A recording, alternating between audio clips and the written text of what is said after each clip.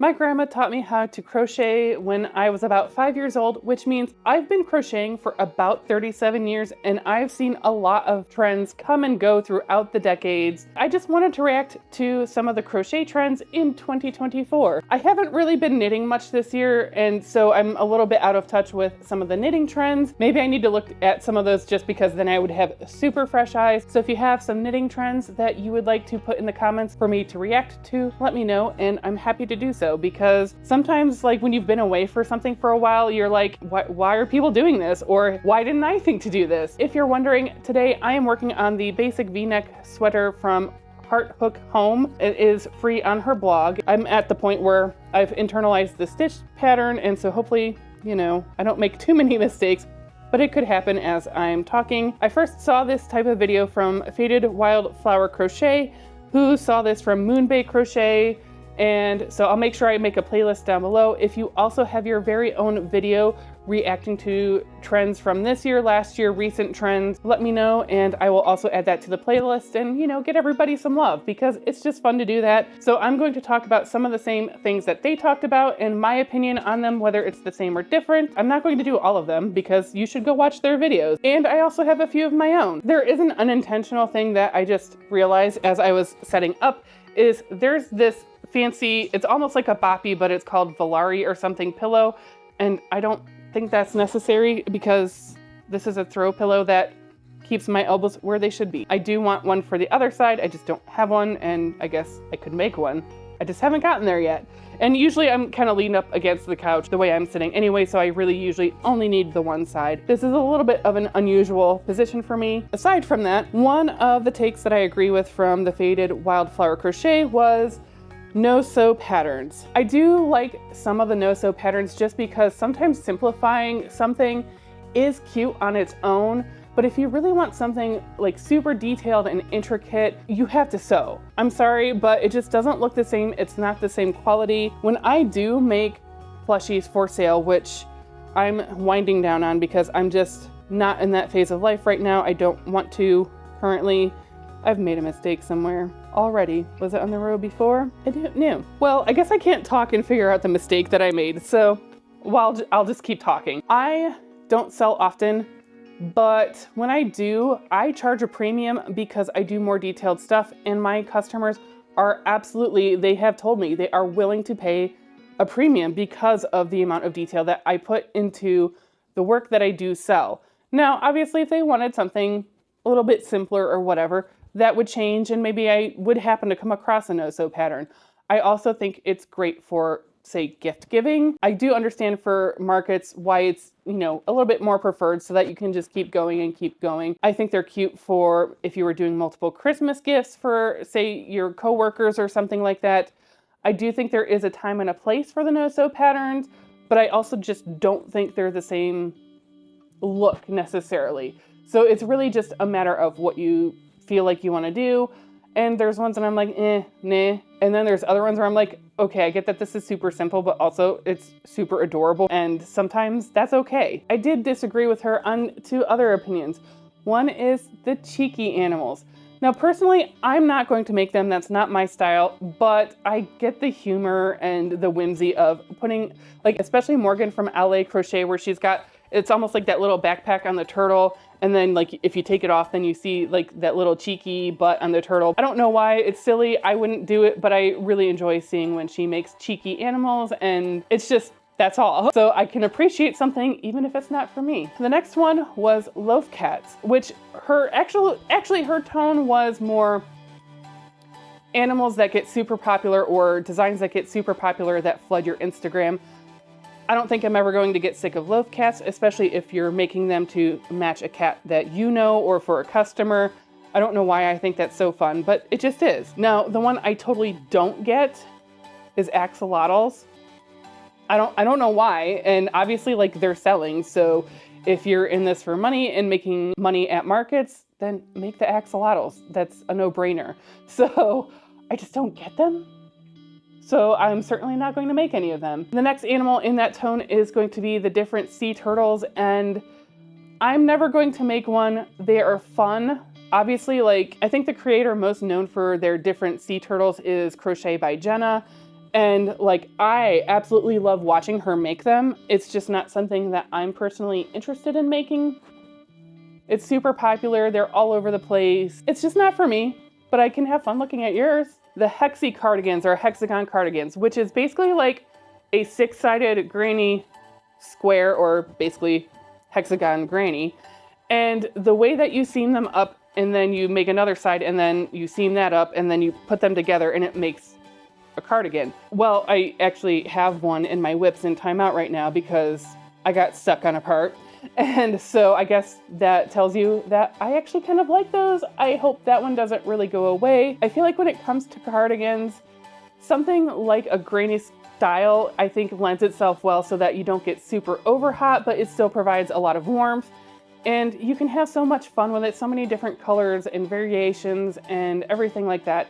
So I hope the hexi cardis don't really go anywhere anytime soon personally, and I always love seeing what others create with them.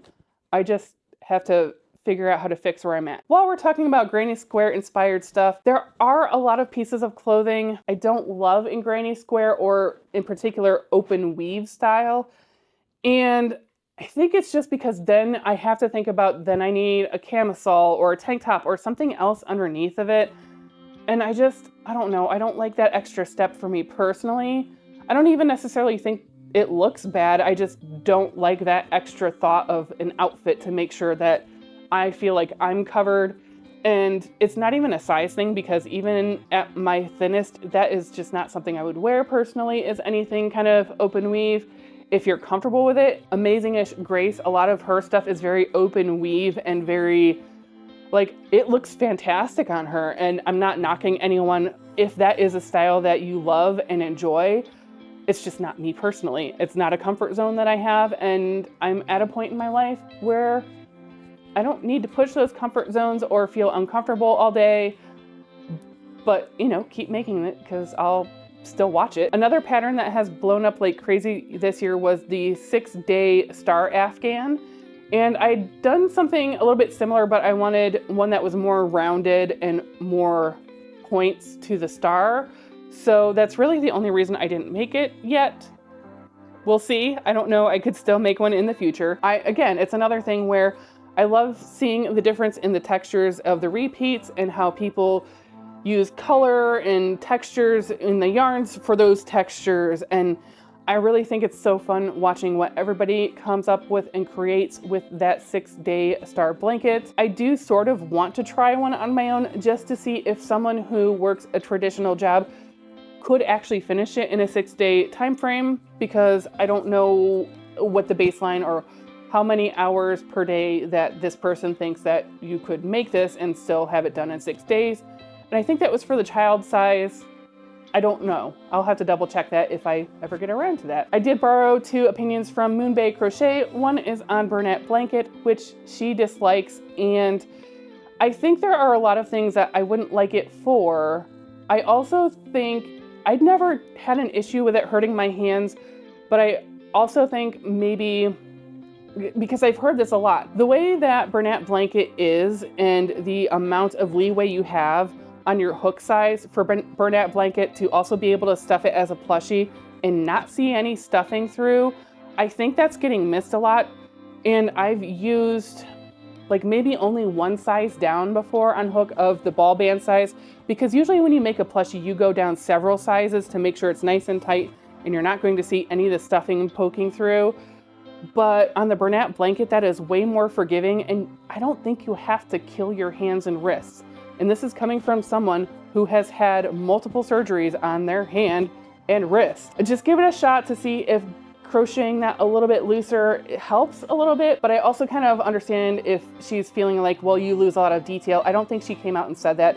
I do notice you do lose some detail when you do those plushy fuzzy yarns, but it also adds like a little bit of cuteness too. So I don't think I would use Bernat Blanket for everything, but I think it has a place and I do love it. Actually, I think I pick some out for a project soon. The Wednesday on my channel is not Bernat Blanket, it is the, Joanne brand, the Big Twist version plush, which is slightly thicker. It's very similar to Bernat Blanket, but that is not Bernat Blanket. It's just very similar. Another trend that she talked about was tapestry crochet And she talked about it from a point of she loves watching others and she's afraid to try it, which please don't be afraid to try it. And I understand sometimes you just need to be in the headspace and have the patience to learn something new and do something with that amount of work and color change.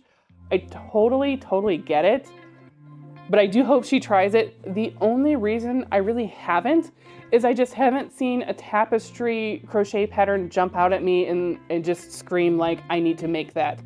And that's not specific to tapestry crochet. I felt the same way about brioche knitting in that it's a really cool technique, but there's very few patterns that are calling me of like, oh, you need to learn this. And there are one or two that finally hit my Ravelry queue.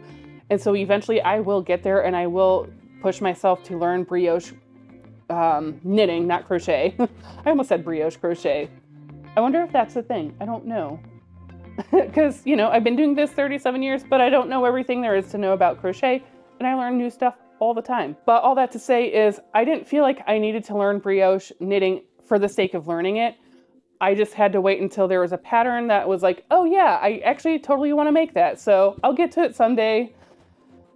I just have so much other stuff I want to make. So yeah, I do agree with Moonbay Crochet in that tapestry crochet is really cool. I just haven't seen one yet that has jumped out to me. I guess similar in tone, I would add Tunisian crochet into that mix of, I don't know, nothing's jumping out to me on it. It seems to be a huge trend in the last year or so that people have really gone down the Tunisian crochet rabbit hole.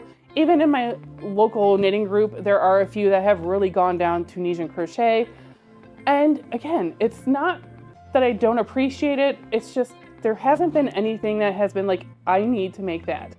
I did try to learn one time when many years ago because, you know, trends cycle. So I have seen this trend before of Tunisian crochet. So I think it was like back in like the 90s or something because I don't think I had graduated high school yet.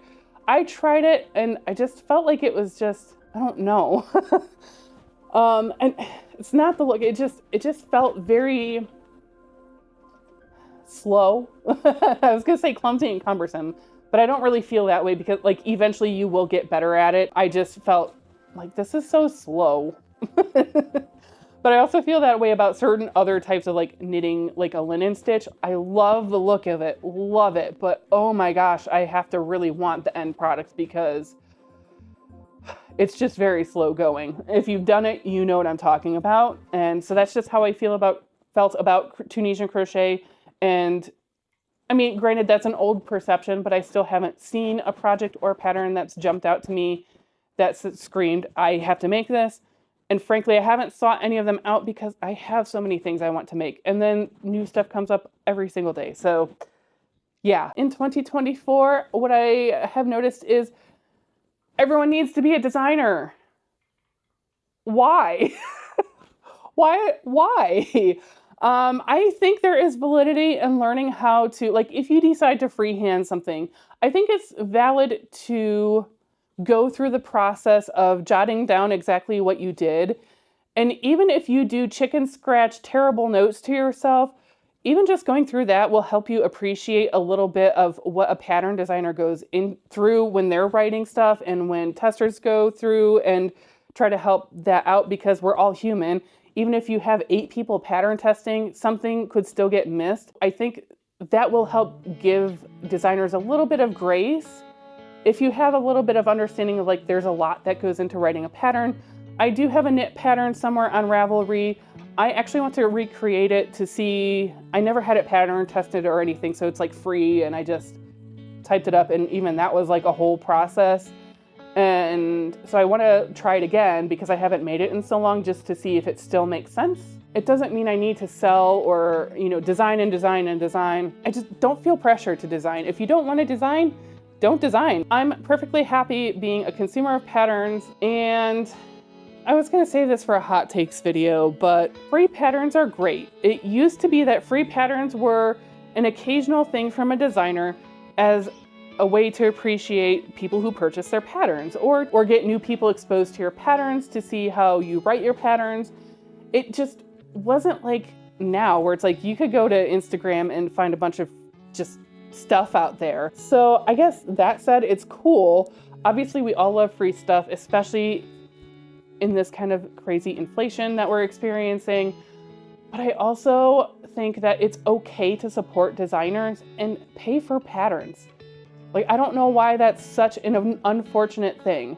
I understand if you are super on a budget, you're super tight, go ahead. Use the free patterns. I would rather you craft and use free patterns than to not craft at all personally, or to be able to buy the yarn for the pattern. For the rest of us that can, you know, put down $2 or $5 here and there, seriously, stop bitching about it. Like, especially if you're going and like, oh, I sold like $300 or $400 of this item, but unfortunately it's a paid pattern. That drives me crazy. Like, you should want to support the designers. And that's why also I feel like if you go through one time at least of actually trying to make a reasonable pattern, you'll understand the amount of work that goes through it, the hassle of people on the other side going, this doesn't make sense. And you're like, but it does make sense. And then like, you're like, oh wait, maybe it doesn't. And, you know, going through and revising it and editing it and making it like make perfectly clear sense. Support your fellow crocheters if they're designing. I never mind buying a really good pattern. I do understand, like, I have hated, it's only happened once or twice, luckily, where I have paid like not just a little bit, like not, you know, $1 or $2, but more like this $7 to $10 range where you buy a pattern. I think one of them was even a $12 pattern, and it was awful and so poorly written. Like, I understand being upset by something like that, but something that's like a $2, $3, $4 pattern on Etsy that's well tested, well written, stop complaining about it, please.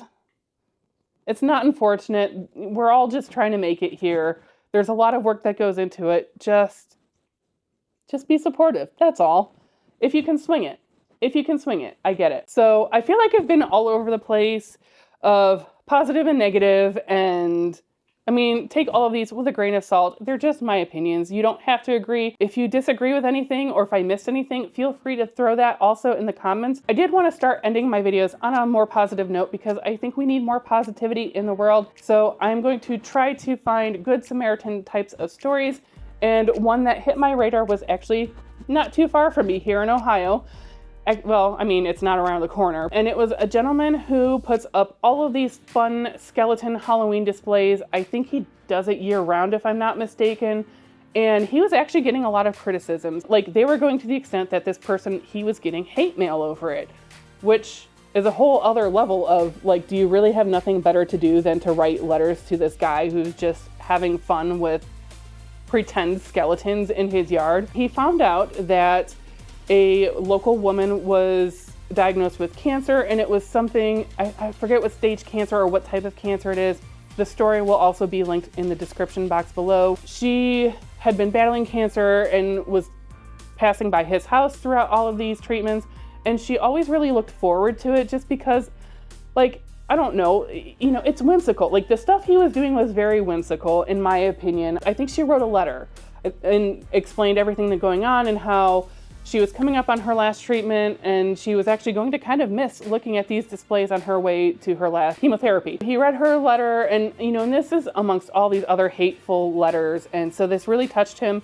So he did a very, very special, like, last treatment display for this woman. We just need more of stuff like that, where we're just, I don't know, just wanting to brighten each other's day. And I just thought that was so fun that he still felt like he was going to do this thing that he was just having fun with that other people hates. And then especially when he found out that there are people, and in particular a cancer, about to be a cancer survivor and beat cancer, that she so loved it this whole time. And he's like, I'm gonna give it my all, give her this awesome send off into being cancer free after this. And that really touched me. I hope it inspires you to make someone's day a little bit brighter, even if it's just as simple as complimenting them on their nails, their hair, their top, anything. Anyway, as always, I had so much fun hanging out with you today, and I cannot wait to visit with you next time. Bye!